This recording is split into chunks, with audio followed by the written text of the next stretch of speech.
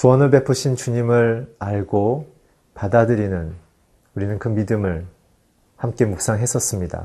오늘은 그 받아들인 믿음의 대상이신 주님과 어떻게 살아가야 될지를 함께 묵상하도록 하겠습니다.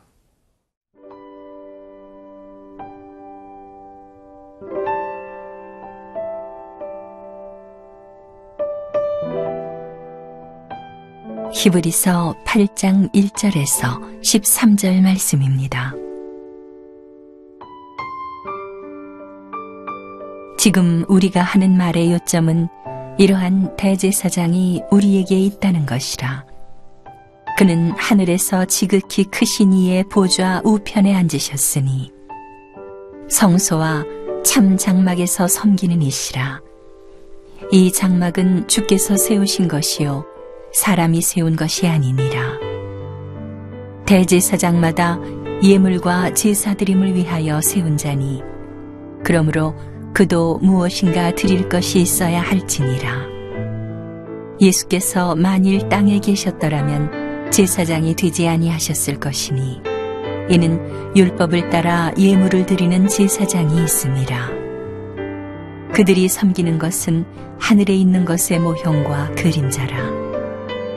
모세가 장막을 지으려 할 때에 지시하심을 얻음과 같으니 이르시되 삼가 모든 것을 산에서 네게 보이던 본을 따라 지으라 하셨느니라. 그러나 이제 그는 더 아름다운 직분을 얻으셨으니 그는 더 좋은 약속으로 세우신 더 좋은 언약의 중보자시라. 저 첫 언약이 무흠하였더라면 둘째 것을 요구할 일이 없었으려니와 그들의 잘못을 지적하여 말씀하시되 주께서 이르시되 볼지어다 날이 이르리니 내가 이스라엘 집과 유다 집과 더불어 새 언약을 맺으리라. 또 주께서 이르시기를 이 언약은 내가 그들의 열조의 손을 잡고 애굽 땅에서 인도하여 내던 날에 그들과 맺은 언약과 같지 아니하도다. 그들은 내 언약 안에 머물러 있지 아니하므로 내가 그들을 돌보지 아니하였노라. 또 주께서 이르시되 그날 후에 내가 이스라엘 집과 맺을 언약은 이것이니 내 법을 그들의 생각에 두고 그들의 마음에 이것을 기록하리라. 나는 그들에게 하나님이 되고 그들은 내게 백성이 되리라.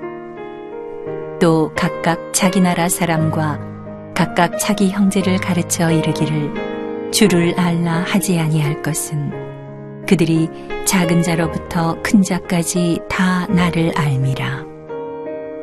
내가 그들의 불의를 긍휼히 여기고 그들의 죄를 다시 기억하지 아니하리라 하셨느니라.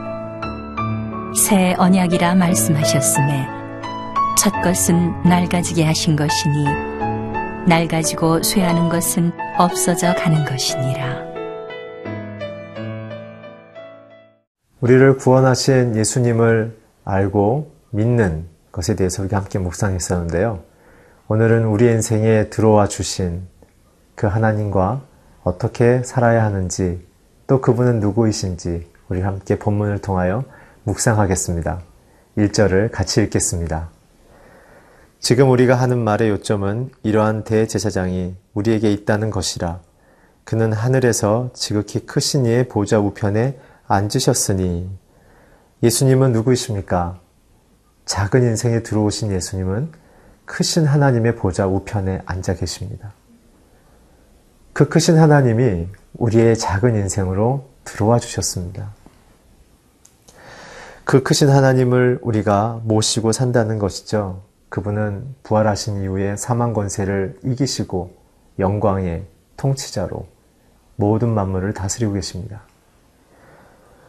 그렇지만 그 크신 분이 있음에도 불구하고 우리는 왜 신앙의 능력이 없을까요?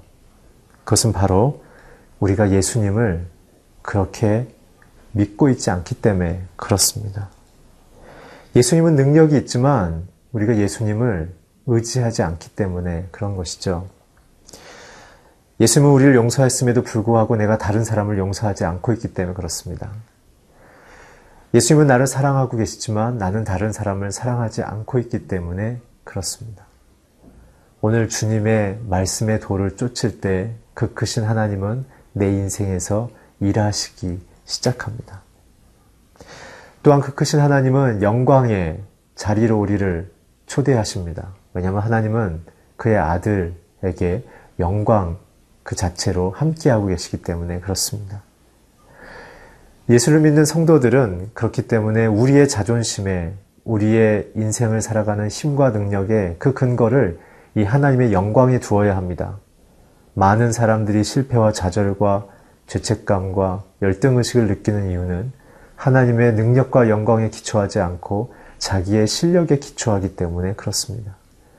오늘 우리의 인생에 들어오신 그 하나님의 능력으로 새로운 힘을 얻고 하나님의 뜻 안에 그 계획을 이루며 살아가는 인생이 되시기를 축복합니다. 2절을 함께 읽겠습니다.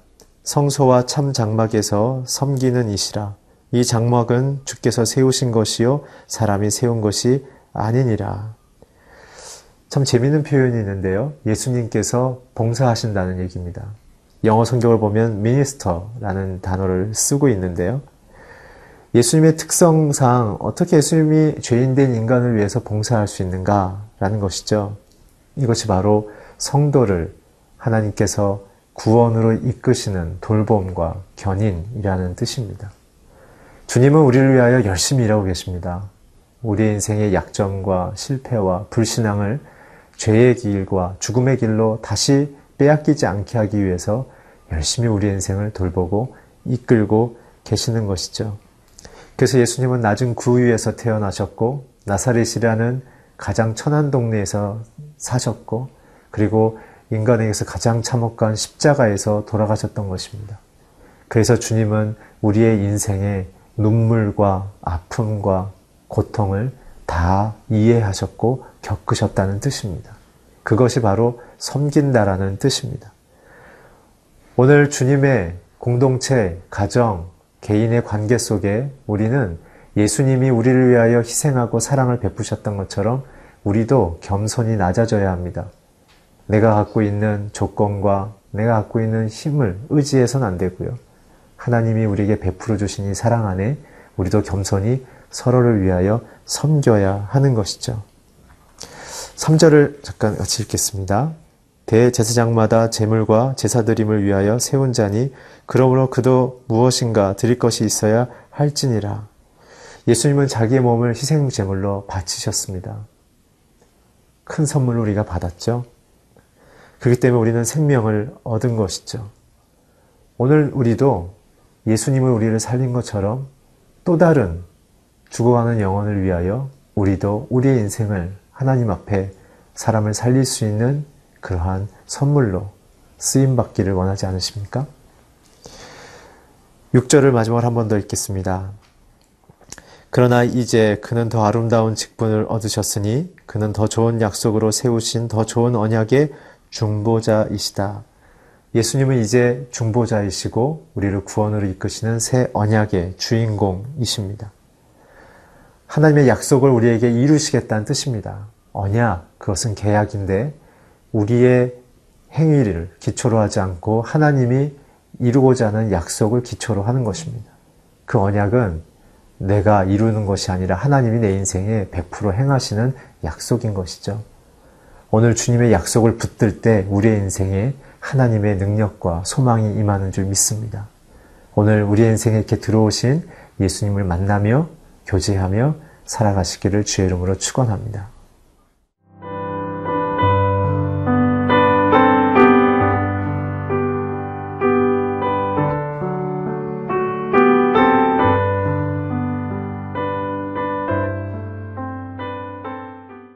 우리에게 베풀어 주신 이 사랑의 표현인 언약, 그 언약은 어떤 것일까요? 우리가 7절과 8절을 읽겠습니다.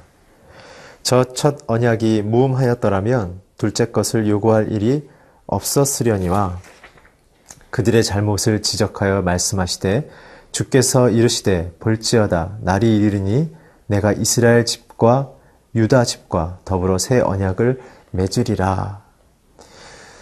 구약에서 주신 율법을 이제 예수님께서 신약에 와서 새 언약으로 우리에게 주신다는 말씀입니다. 그러나 이거의 의미는 옛날의 것을 조금 더 업그레이드해서 준다는 의미가 아닙니다. 완전히 본질 자체가 다른 언약을 주겠다는 뜻입니다. 이 언약의 핵심은 우리의 내용과 본질이 완전히 변하는 화학적 변화를 뜻합니다.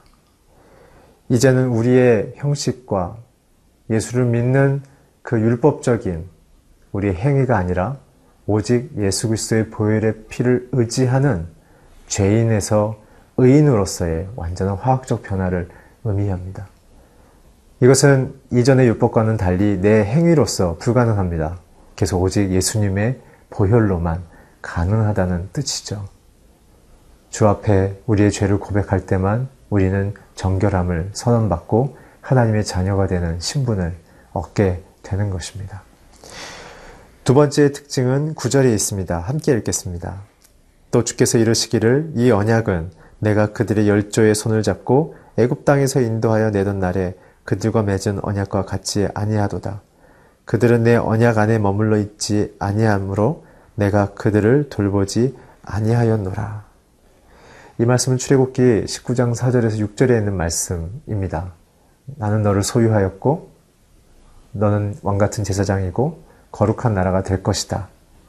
근데 이거의 조건은 주 너의 하나님을 온 마음 다해 온 힘 다해 사랑하라는 명령을 순종했을 때 주어지는 것이죠.